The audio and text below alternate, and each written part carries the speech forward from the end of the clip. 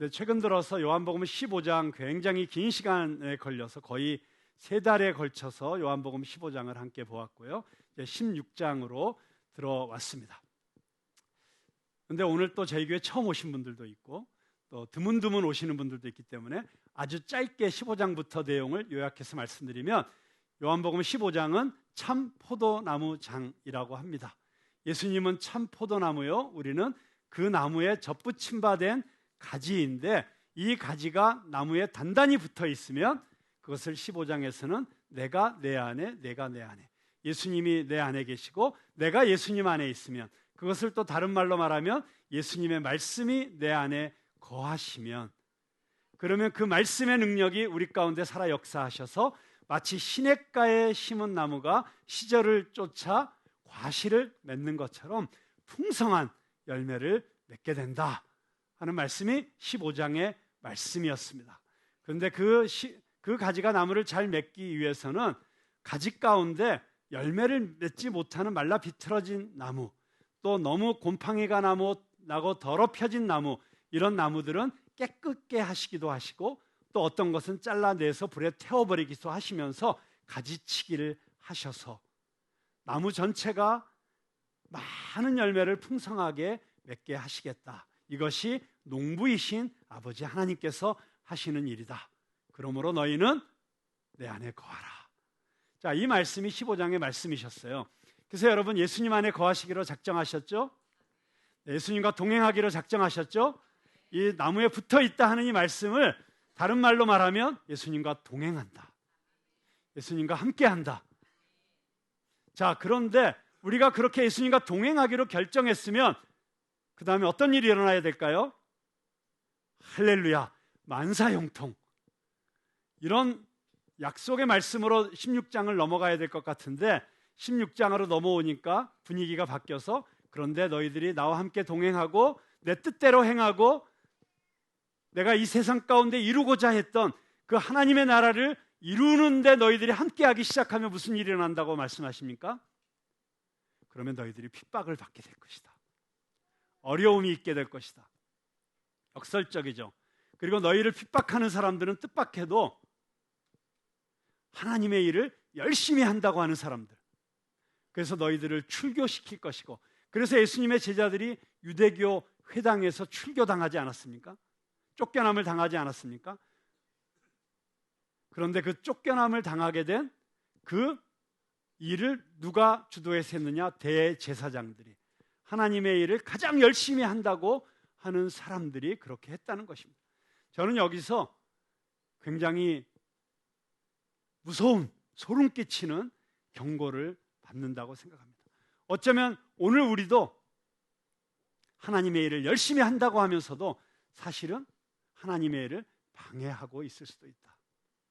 또 내가 정말 하나님의 일을 하고 하나님의 공의와 사랑을 이 땅 가운데 실천하는 그리스도인의 삶을 살고자 하면 뜻밖의 어려움을 당할 수 있다, 오해를 받을 수 있다, 핍박을 받을 수 있다. 자, 그러기 때문에 예수님께서 제자들에게 뭐라고 말씀하십니까? 걱정하지 말아라. 내가 아버지께로 돌아가면 너희들에게 성령을 선물로 보내줄 것이다. 내가 떠나는 것이 너희에게 유익이다. 왜냐하면 내가 떠나야지 성령님께서 오시기 때문이다. 자, 지난주에 왜 예수님이 떠나셔야만 했는지, 육신의 몸을 입고 이 땅에 오셨던 예수님이 떠나셔야만 성령님이 오시고 그래야만 세계 복음화가 이루어질 수 있다.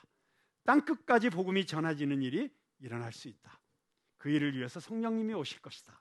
자, 그런데 성령님이 오시면 무슨 일을 해주시는가? 지난주에 말씀드렸죠. 3가지를 말씀드렸습니다. 첫째는 성령님께서 오시면 죄에 대해서 책망하실 것이다. 두 번째는 의에 대해서 책망하실 것이다. 세 번째는 심판에 대해서 책망하실 것이다. 자, 그런데 책망하신다는 말로 이 말씀을 먼저 접하게 되니까 경계심이 생기고 이게 무슨 뜻이지? 갑자기 걱정도 앞서고, 그런데 이 책망하다는 이 헬라어 단어를 좀 더 자세히 살펴보면 책망한다는 뜻도 있지만 옆에서 깨닫도록 집요하게 가르쳐 주신다, 도와주신다, 말씀해 주신다, 이런 뜻으로 해석할 수 있습니다. 그래서 성령님께서 오시면 우리가 죄에 대해서 알 수 있도록 우리를 깨우쳐 주신다. 여러분, 성령님이 도와주시지 않으면 우리가 죄인이라는 것을 우리는 깨달을 수가 없습니다. 여러분, 세상 사람들을 만나보세요. 아니, 예수님을 만나기 전에 우리들의 모습을 한번 생각해 보세요. 우리는 죄 가운데 살면서도, 죄를 밥 먹듯이 먹으면서도, 그리고 가끔은 또 토해내면서도 우리가 죄인인 줄 모르고 살았던 존재들입니다. 나는 양심에 부끄러울 것이 없이 살고 있다, 스스로 그렇게 생각하는 사람도 있고, 저 사람은 법 없어도 살 사람이야, 우리의 기준을 가지고 그렇게 어떤 사람을 평가하기도 합니다. 근데 그것이 얼마나 무익한 것입니까? 세상의 기준으로 말하는 것이 아닙니다. 우리 양심의 기준으로 우리를 평가하자는 것이 아닙니다. 여러분, 우리의 양심은 오염되어 있는 양심이라는 사실을 아셔야 됩니다. 그래서 내가 죄인이면서도 죄인인 줄 깨닫지 못하고 살아가게 만들어요. 왜요? 그렇지 않으면 괴로워서 살 수 없으니까. 그걸 조금 학문적인 용어로 말하면 디펜스 메커니즘이라고 합니다. 우리의 정신세계가 그것을 방어해내지 않으면 우리가 괴로워서 견딜 수가 없기 때문에 우리 스스로의 양심의 기준을 다르게 만들어버리는 것이죠. 그래서 우리는 그 양심의 기준에 따라서 나는 죄 없다라고 말하고 살지만, 사실은 그 기준이 아니라 하나님의 기준에서 비춰보면 마치 지금 우리가 세상 속에 나가서 바라보면 아무것도 없는 것 같지만, 이곳에 태양광이 비치게 되면 뿌연 먼지가 보이게 될 수 있는 것처럼, 그렇게 우리가 어떤 기준으로 보느냐에 따라서 우리는 무덤덤하게 살 수도 있고, 그리고 우리의 죄가 드러나게 될 수 있다는 것이죠. 성령님께서 오셔서 하나님의 진리의 빛으로 우리를 비춰주실 때 비로소 내가 무엇이 문제가 있는지, 무엇이 잘못되고 있는지 깨달을 수 있게 해주신다는 뜻이죠.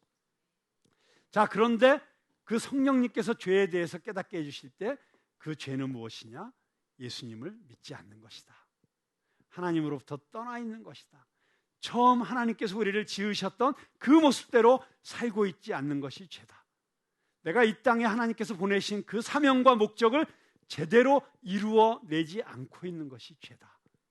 그래서 우리가 예수 그리스도를 통해서 하나님께 돌아오게 될 때 우리는 원래 하나님이 나에게 예정하셨던 그 오리지널 디자인, 그것을 이루는 삶을 살 수 있게 되는 것이다. 의에 대해서 책망하시는 것은 무엇이냐? 의라고 하는 것은 하나님과의 올바른 관계이다. 의는 내 의가 아니에요. 자기 의가 아니에요. 내가 이 세상 속에 남보다 좀 잘 산다, 이게 의가 아니에요. 내가 그래도 웬만큼 사람들 베풀고 살고 구제도 많이 하고 도왔다, 이런 걸 말하는 게 아니고, 내가 하나님과 올바른 관계를 맺어야 된다. 그 올바른 관계를 맺을 수 있는 기준은 예수 그리스도이시다. 자, 그런데 문제는 왜 의에 대해서 책망하시는가? 내가 이 땅에 없기 때문이다. 하늘로 가셨기 때문에. 그러면 그 예수님과 어떻게 관계를 맺죠? 바로 그 예수님과 관계 맺을 수 있도록 이 땅에 오신 분이 성령님이시다. 그래서 성령님이 오셔서 하시는 가장 중요한 일은 무엇이냐? 우리가 예수님과 올바른 관계를 맺을 수 있도록 해주시는 것이다. 자, 마지막으로 심판에 대하여 책망하신다. 심판이 있다는 것을 우리에게 가르쳐 주신다는 것은 무슨 뜻이냐? 순간순간 내가 살고 있는, 내가 행하고 있는 것에 대해서 바로바로 판단해 주시고 책망해 주신다는 의미보다도 이 말씀은 종말적인 심판, 우리가 개인적으로도 우리의 인생에는 마지막이 올 것이고 이 우주의 역사도 종말을 맞이하게 될 것이다. 그것이 성경이 우리에게 가르쳐 주시는 것입니다. 성경은 창조로부터 시작해서 타락, 그 다음에 예수 그리스도에 인한 구속, 그리고 다시 오실 예수님의 재림, 그래서 이 역사의 완성이라고 하는 거대한 하나의 스토리고, 이 스토리를 담은 것이 성경이다. 그래서 이 성경을 통해서 우리는 하나님의 역사를 알게 되고, 하나님의 이야기를 나의 이야기로 받아들이게 되고, 나의 이야기가 이 하나님과 함께 만나서 엮어가는 새로운 이야기가 바로 우리들의 그리스도 안에서의 이야기이다. 그래서 우리가 푸른 나무 이야기를 하는 것입니다. 이 푸른 나무 이야기를 통해서 우리는 세상 속에서 살아가던 이야기, 사마리아 수가성 우물가의 여인처럼 살아가던 여인이 예수님을 만나서 만들어진 그 이야기처럼, 세리 삭개오가 그 열등감 때문에 그것을 보상받기 위해서 이 세상에서 더 많은 물질을 가지고 더 많은 것을 누리고 살고자 몸부림치다가 예수님을 만나서 나의 모든 재산을 팔아서 가난한 사람들에게 나누어 주고, 내가 누구에게 피해를 입혔으면 4배나 갚아주겠다고 하는 이런 인생의 이야기가 기록되어 있는 것이 성경의 이야기다. 그리고 그 성경의 이야기를 나의 이야기로 받아들이고 나도 예수님과 함께 새로운 이야기를 써갈 수 있도록 도와주시는 분이 성령님이시다. 자, 이게 지난주까지의 이야기를 요약해서 정리해 드렸습니다. 자, 그런데 여기서 한 걸음 더 나아가서 예수님께서는 성령님이 본질적으로 무슨 일을 하시는지를 우리에게 이렇게 말씀하십니다. 그분은 진리의 영이십니다. 그래서 우리를 진리 가운데로 인도하신다고 말씀하십니다. 자, 성령님께서 오셔서 우리를 진리 가운데서 인도하시는 가운데 하시는 일이 3가지가 있습니다. 진리의 영이신 성령님께서 우리에게 오셔서 하시는 더 한 차원 더 들어간 깊은 이야기, 이 3가지 이야기가 무엇이냐? 첫째는 성령님이 오셔서 우리에게 진리가 무엇인지를 가르쳐 주시고 진리를 깨닫게 해주시고 우리가 진리 가운데 살아갈 수 있도록 도와주신다. 여러분, 지금 우리가 살아가고 있는 시대가 어떤 시대입니까? 절대적인 진리는 없다라고 말하는 시대입니다. 그래서 우리는 상대주의라고 합니다. 너도 옳고 나도 옳고 네 입장도 일리가 있고 내 입장도 일리가 있고, 그것을 종교에까지 적용한 것이 종교다원주의라고 하는 것입니다. 불교도 다 길이고 유교도 길이고 이슬람교도 길이고, 그러니까 우리가 나중에 이 길 저 길로 가다 보면 마지막에는 만나게 될 것이다. 정상에는 다 하나다. 이런 이야기로 우리로 하여금 예수 그리스도만이 오직 아버지께로 이르는 유일한 길이요 진리요 생명이라고 하는 기독교의 진리를 혼란스럽게 만들어 미혹해 하는 시대가 바로 이런 시대라고 하는 것입니다. 여러분, 오직 예수 그리스도만이 아버지께로 가는 유일한 길인 줄로 믿으시기 바랍니다. 성령님께서 오셔야지 우리를 이 미혹의 시대, 우리를 이 세상 이 혼란스러운 가치관 속에서 방황하는 시대에 길을 잃지 않고 올바른 길로 한 걸음 한 걸음 걸어갈 수 있도록 도와주시는 줄로 믿으시기 바랍니다. 여러분, 우리가 이 세상에서 얼마나 많은 것에 우리의 시선을 뺏기고 있습니까? 우리는 보는 대로 살아가게 되어 있습니다. 보는 방향대로 가게 되어 있습니다. 어디를 보느냐가 중요합니다. 성령님께서 오셔서 하시는 일은 진리이신 예수님을 바라볼 수 있도록 우리를 도와주시는 것입니다. 오직 예수 그리스도에게 여러분의 삶의 초점을 맞추시기 바랍니다. 내가 어디로 가야 될지, 무엇을 해야 될지 헷갈리고 흔들리고 방황할 때 여러분, 예수 그리스도가 길이신 줄로 믿으시기 바랍니다. 그 길 위에 있으면 안전합니다. 그래서 그분이 우리의 유일한 소망이 되시는 것입니다. 자, 2번째로 성령님께서 오셔서 하시는 일은 예수 그리스도를 높이는 일입니다. 여기 예수님께서 뭐라고 말씀하십니까? 성령님이 오셔서 너희들에게 하시는 일은 자기 일을 말하지 않고 나의 일을 말한다. 이게 무슨 뜻입니까? 성령님이 우리에게 오시면 우리는 그때부터 내 인생의 목적이 내 것이 아니라는 것입니다. 내 일을 하고 내 목적을 이루고 내 욕심을 채우고 내 만족을 하고 내가 인정받고 이런 것이 하나도 중요하지 않게 되는 것입니다. 오직 예수 그리스도 그분이 높아지시고 그분이 어떤 일을 하시고 계시고 그분이 어떤 관심을 갖고 계시고 그분의 시선이 어디에 머무르시고 그것이 나의 꿈이 되는 것입니다. 아까 우리 장태화 집사님 얘기할 때 제가 너무 큰 감동을 받았어요. 원래 이 꿈은 나의 꿈이 아니었습니다. 근데 내가 신미식이라는 분을 만났는데 그분이 나에게 이런 꿈을 얘기했을 때 그분의 꿈이 나의 꿈이 되었습니다. 여러분, 너무 멋지지 않습니까? 내 꿈이 아니라 누군가의 꿈이 나의 꿈이 되어 내가 그 꿈을 이루어지는데 함께하는, 너무 멋진 우정이잖아요. 근데 여러분, 우리 인생에 일어날 수 있는 가장 멋진 일이 무엇일까요? 예수님의 꿈이 나의 꿈이 되는 것입니다. 그러려면 우리가 그분과 함께 있어야죠. 그분이 무슨 꿈을 꾸고 계시는지를 보아야 되죠. 자녀들은 환상을 보고 노인들은 환상을 보고 자녀들은 꿈을 예언을 하고 아비들은 꿈을 꾸리라. 여러분, 그 꿈이 어떤 꿈이죠? 예수님의 꿈, 하나님 나라의 꿈. 그래서 우리 모두가 그 꿈을 함께 꾸는 공동체가 되는 것. 여러분, 그게 교회가 이 땅에 존재하는 이유입니다. 예수님의 꿈을 오늘 여러분의 꿈으로 품으시는 시간이 되길 바랍니다. 그것이 예수님께서 말씀하신 먼저 그 나라와 그 의를 구하라.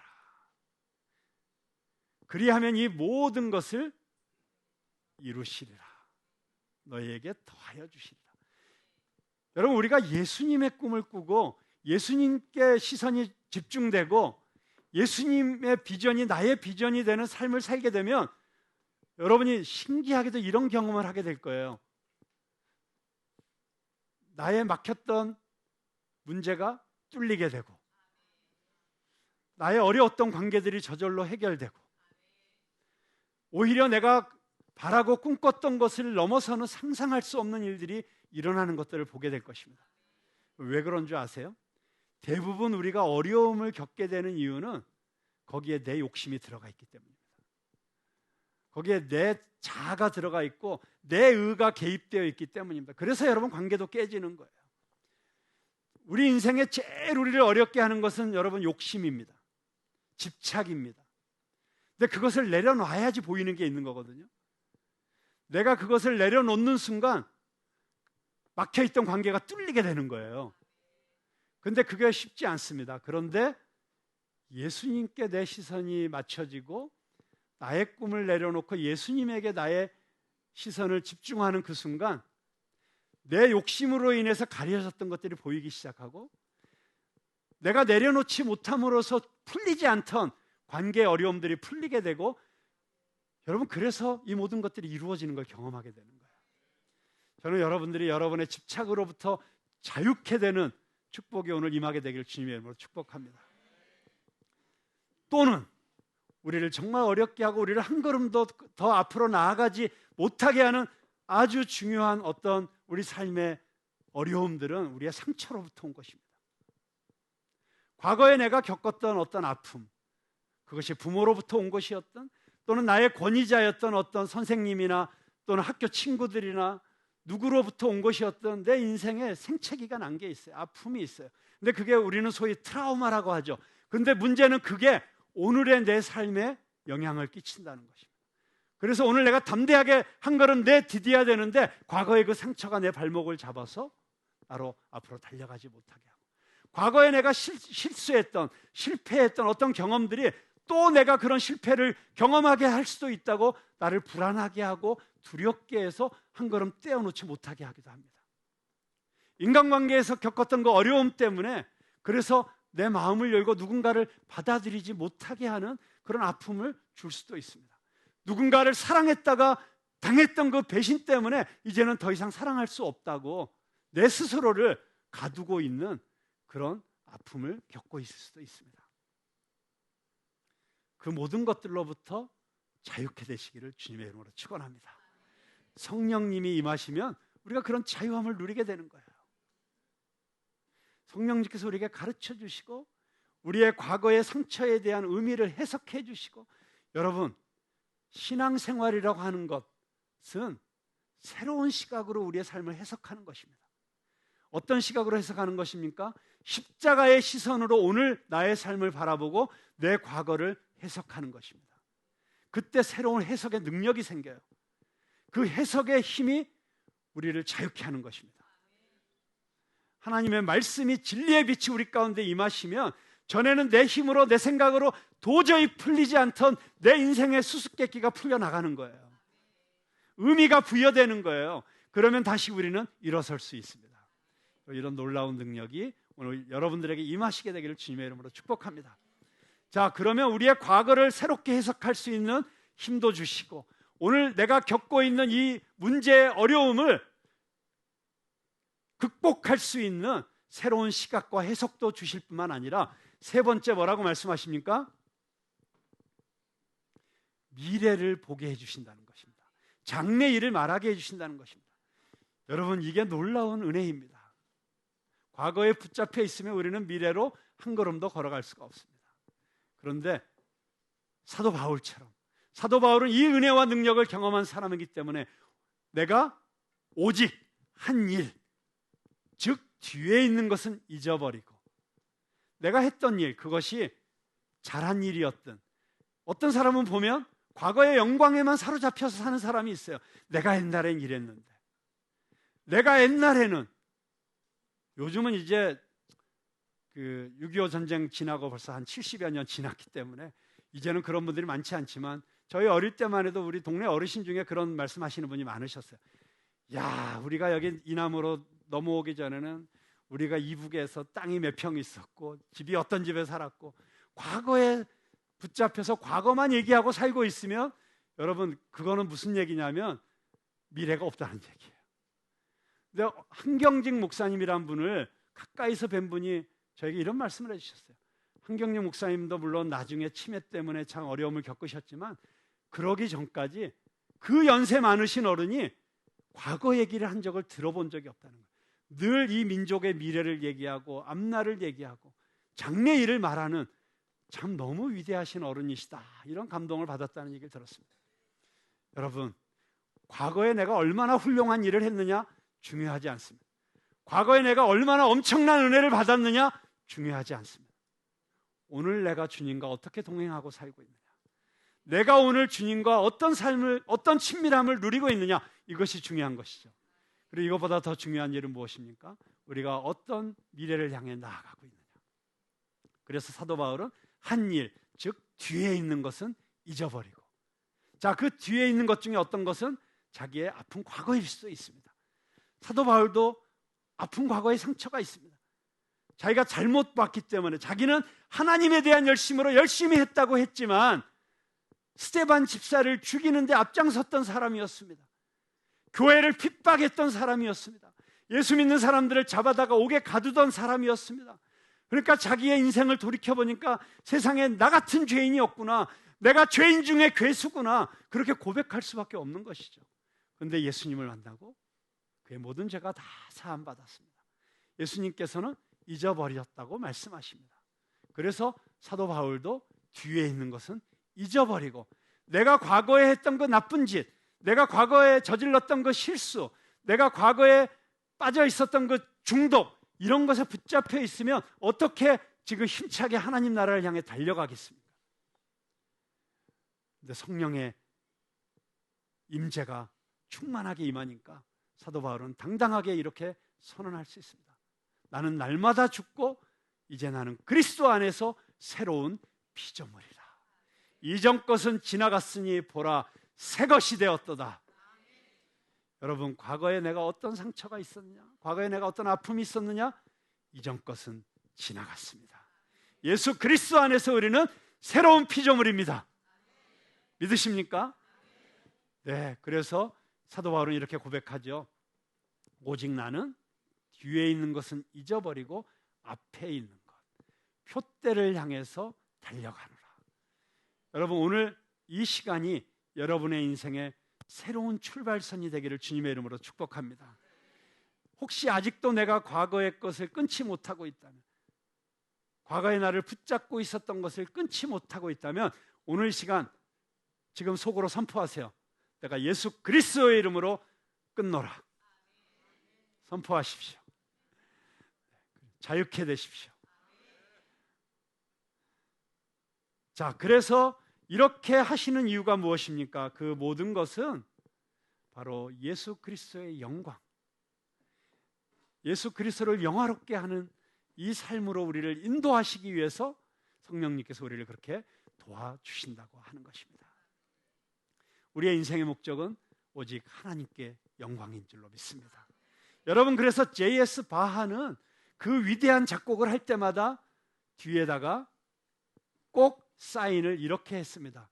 SDG, SDG, Soli Deo Gloria, 오직 하나님께 영광.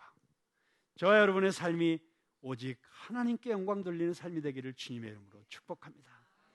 여러분, 성령님이 임하시면 우리같이 부족한 사람들, 우리같이 문제가 많은 사람들, 우리같이 연약한 사람들을 통해서 하나님이 영광 받으시는 것입니다. 저와 여러분의 삶을 통해서 하나님이 영광 받으시도록 우리를 도우시는 성령님, 그 성령님을 우리의 삶 가운데 왜 초청하지 않을 이유가 있습니까? 여러분, 적극적으로 성령님을 초청하십시오. 기도할 때마다 성령님 제 삶 가운데 오시옵소서. 저를 진리 가운데 인도하여 주십시오. 여러분, 성령님이 도와주시지 않으면 우리는 순식간에 또 딴 데 가는 사람들이에요. 순식간에 옛 습관으로 돌아가는 사람들이에요. 순식간에 이미 끊은 줄 알았던 과거의 죄악된 습관과 생각들이 돌아와서 나를 괴롭힐 수밖에 없는 그런 존재들이에요.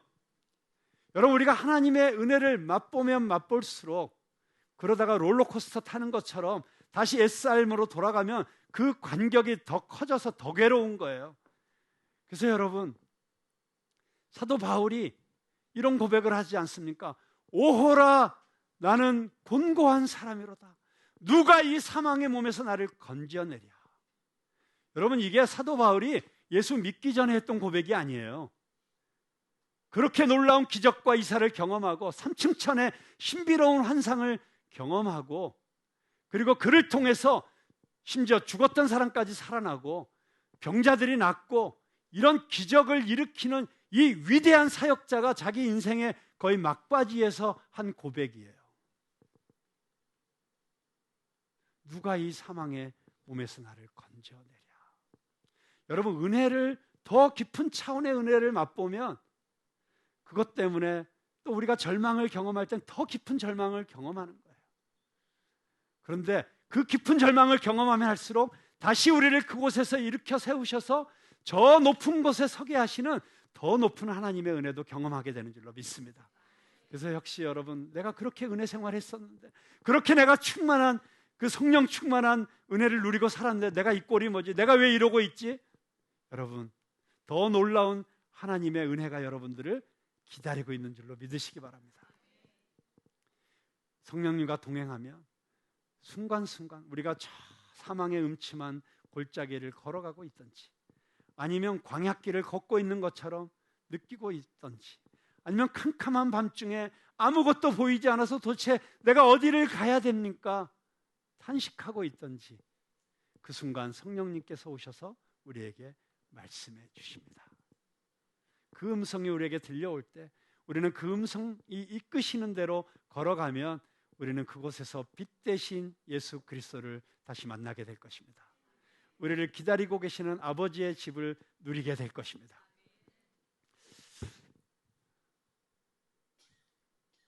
오늘이 8월 13일, 이제 이틀만 있으면 광복절입니다. 그래서 대한민국의 모든 교회가 광복절 기념 예배로 오늘 예배를 드립니다. 오늘 사실 많은 교회들이 애국가도 부르고 태극기도 앞에 꽂아놓고 그렇게 예배를 드리는 그런 교회들도 많이 있고, 또 대한독립 만세를 삼창을 하는 그런 교회들도 있습니다. 근데 저희들은 뭐 그런 행사를 하지는 않습니다만, 그러나 오늘 어쩌면 이 광복절을 이틀 앞두고 우리에게 진정한 자유를 주시는, 진리의 영이신 성령님께서 오시면 우리 삶이 자유케 되는 줄로 믿습니다. 바로 그 성령님을 초대하며 그 성령님께 우리의 삶을 드리고 성령님과 동행하기로 결정하는 것이 우리 인생의 가장 놀라운 광복절인 줄로 믿으시기 바랍니다. 제가 이분의 이야기를 하고 오늘 말씀을 마치려고 하는데요. 그 빌 클린턴 대통령이 자기의 그 젊은 시절에 가장 그 히어로였던, 자기의 우상이었던 분을 만났을 때 이야기를 이렇게 나누는 것을 보았습니다. 이분의 우상이 누구였냐면 바로 남아프리카 공화국의 넬슨 만델라였어요. 넬슨 만델라는 그 인종차별 정책으로 인해서 그 지난주에 우리 송요한 선교사가 와서 그 남아공의 흑인들이 어떤 차별을 받았는지, 어떤 어려움을 겪었는지 이렇게 이야기해 주는 걸 들었지 않습니까? 그 흑백 차별, 인종차별, 피부 색깔만으로 사람이 짐승처럼 취급당하고 누군가의 소유물처럼 팔려나가기도 하고, 이런 것들을 깨트려야 된다고, 이것이 하나님의 뜻이라고 믿었기 때문에 인권운동을 하다가 감옥에 갇혀서 27년 동안 옥살이를 하게 됩니다. 그 옥살이 하는 동안에 정말 말로 다 할 수 없는 고통을 겪었습니다. 고문을 당하고, 그리고 그가 감옥에 있는 동안에 그의 사랑하는 가족들이 죽임을 당하고, 그의 친구들이 죽임을 당하고, 그런데 기적적으로 27년 만에 옥에서 풀려나게 되었습니다. 넬슨 만델라가 갇혀 있었던 그 로빈 아일랜드라고 하는 섬에 그 악명 높았던 감옥에서 풀려나오는 장면이 전 세계에 생중계가 되었습니다. 미국 시간으로 새벽 3시에 이 빌 클린턴이 자기 딸을 깨웠다고 합니다. 왜냐하면 이 역사적인 장면을 딸이 놓치게 하고 싶지 않아서. 그리고 나서 몇 년 후에 넬슨 만델라가 남아공의 대통령이 되고, 그리고 미국에 초청받아서 와서 빌 클린턴과 백악관에서 만나게 되었어요. 그때 빌 클린턴이 깜짝 놀라면서 이렇게 얘기를 했다고요. 제가 새벽 3시에 제 딸과 함께 TV 화면에 비친 당신의 얼굴을 보았을 때 그 얼굴은 지금 내가 보고 있는 당신과는 전혀 다른 얼굴이었습니다. 저는 세상에서 그렇게 증오에 가득 찬, 그렇게 자기 안에 있는 분노가 얼굴에 그대로 표현되는 그런 얼굴을 본 적이 없었습니다. 그래서 깜짝 놀랐습니다. 그런데 오늘 당신의 얼굴은 너무나도 평화롭습니다. 어떤 일이 일어난 것입니까? 그때 넬슨 만델라가 이렇게 대답했다고 합니다. 제가 저의 갇혀 있었던 독방에서 풀려나서 저 앞에 교도소 큰 문을 바라보면서 교도소의 앞마당을 나가고 있을 때, 그때 카메라들이 내 얼굴을 비쳤습니다. 근데 저는 카메라들이 그때 제 얼굴을 그렇게 정확하게 잡아냈다는 것이 참 지금 생각하면 가슴이 아픕니다. 그런데 그 순간 제 마음속에는 말로 형언할 수 없는 원망과 분노와 증오가 솟구쳐 오르고 있었습니다. 네, 사실입니다. 저들이 나에게서 모든 것을 빼앗아갔다. 나의 젊음도 빼앗아갔고, 내 가족들도 빼앗아갔고, 내가 평생을 걸고 이루려고 했던 나의 모든 대의 명분도 빼앗아갔다. 이제 나에겐 남은 것이 아무것도 없다. 그리고 이제 저들은 나를 풀어주고 있다. 그들을 향한 증오가 나를 사로잡고 있을 때, 그때 갑자기 제 내면 속에서 어떤 소리가 들렸습니다. 넬슨, 네가 27년 동안 감옥에 갇혀 있었지만 너는 자유인이었다. 그런데 네가 너를 육신적으로 가두었던 저 감옥에서 풀려나면서 오히려 저들 때문에 너를 다시 감옥 속에 집어넣지 말아라. 저들이 다시 너를 죄수로 붙잡아 둘 수 없도록 저들을 용서하라. 그 순간 자기 안에 있던 그 모든 증오가 풀려나가는 것을 경험했다는 것입니다. 그들을 용서하기로 결정했다는 것입니다. 여러분, 그렇습니다. 이게 성령님께서 하시는 일이에요. 그날 넬슨 만델라가 그 내면으로부터 들었던 그 목소리가 성령님께서 가르쳐 주신 것이었죠. 내가 어딘가 잘못 가고 있을 때, 내가 어떤 증오에 사로잡혀 있을 때, 또는 마치 홀린 것처럼 이 세상의 어떤 것에 내가 빨려 들어가고 있을 때, 그때 성령님께서 오셔서 말씀해 주십니다. 깨우쳐 주십니다. 그 성령님의 음성을 들을 수 있도록 우리가 평소에 성령님과 동행하는 삶을 저와 여러분이 살게 되기를 주님의 이름으로 축원합니다.